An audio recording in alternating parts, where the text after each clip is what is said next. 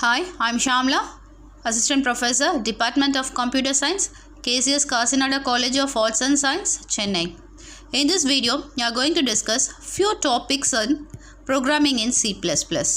Topics covered: procedure-oriented programming, object-oriented programming, features of object-oriented programming, difference between POP and OOP, basic concepts of object-oriented programming. The first topic is procedure-oriented programming. It is a set of functions. In this program, C language is used. To perform any particular task, set of functions are compulsory.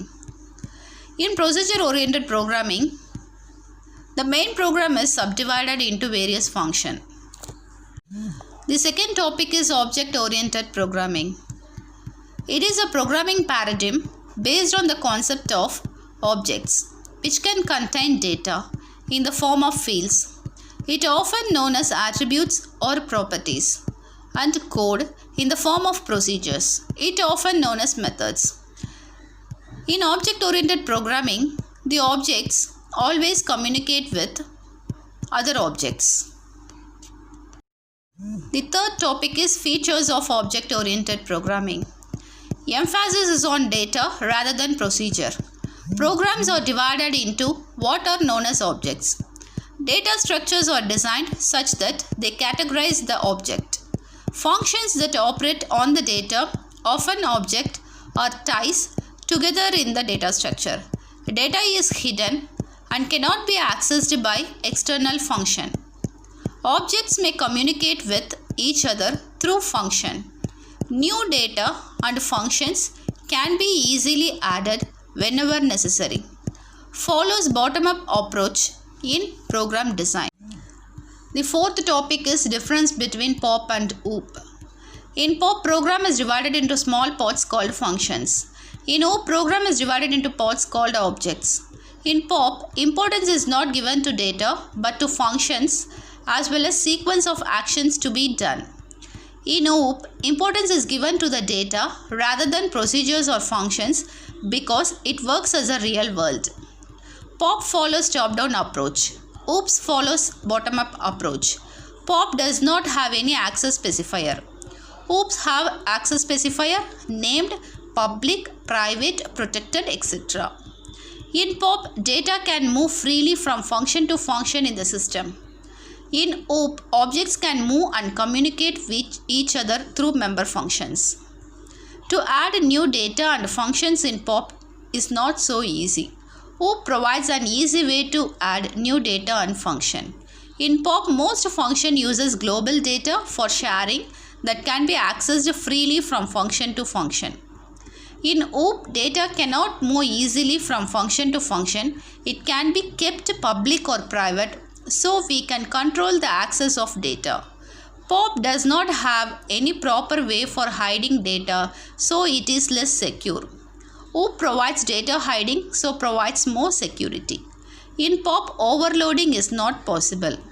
In OOP, overloading is possible in the form of function overloading and operator overloading.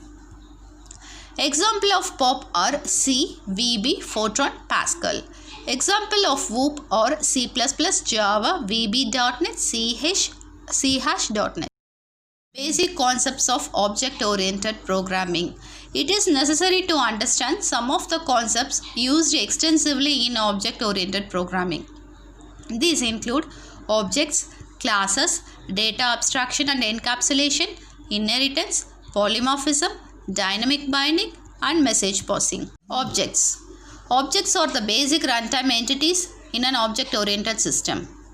They may represent a person, a place, a bank account, a table of data, or any item that the program has to handle.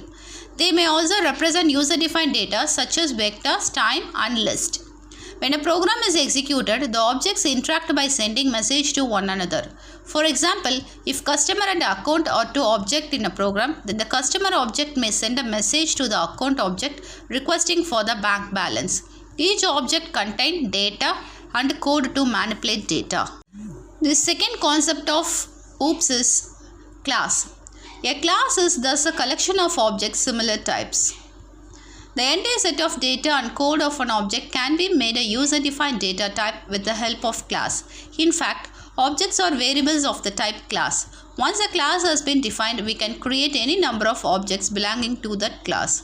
Each object is associated with the data of type class with which they are created. For example, mango, apple, and orange are members of class fruit. Classes are user-defined types and behave like the built-in types of a programming language. If fruit has been defined as a class, then the statement fruit mango semicolon will create an object mango belonging to the class fruit. The third concept is data abstraction and encapsulation. The wrapping up of data and function into a single unit is known as encapsulation. Data encapsulation is the most striking feature of a class. The data is not accessible to the outside world, and only those functions which are wrapped in the class can access it. These functions provide the interface between the object's data and the program. This insulation of the data from direct access by the program is called data hiding or information hiding. Next one is abstraction. Refers to the act of representing essential features without including the background details or explanation. Classes use the concept of abstraction and are defined as a list of abstract attributes such as size, weight, and cost, and function operate on these attributes. They encapsulate all the essential properties of the object that are to be created. The attributes are sometimes called data members because they hold the information. The functions that operate on these data are sometimes called methods or member function. The fourth concept is inheritance. Inheritance is a process by which objects of one class acquire the properties of objects of another class. It supports the concept of hierarchical classification. In OOP, the concept of inheritance provides the idea of reusability. This means that we can add additional features to an existing class without modifying it. This is possible by deriving a new class from the existing one. The new class will have the combined feature of both the class. This is an example diagram for inheritance. The fifth concept is polymorphism. Polymorphism, a Greek term, means the ability to take more than one form. An operation may exhibit different behavior in different instances. The behavior depends upon the types of data used in the operation.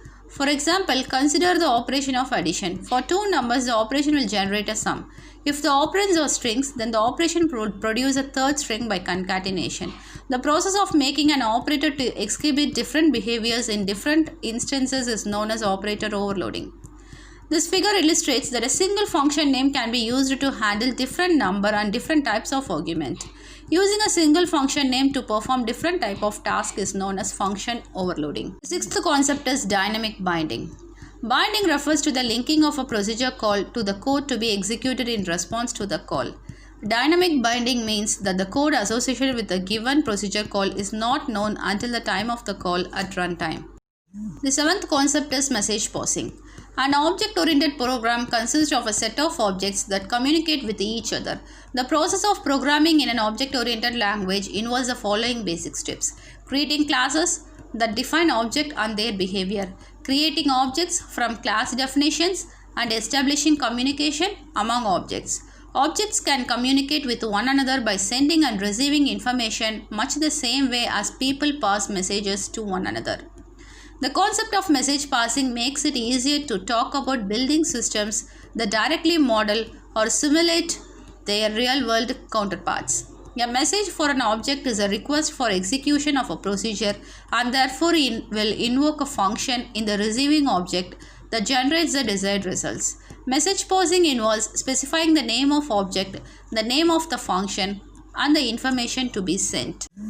Thank you for watching this video.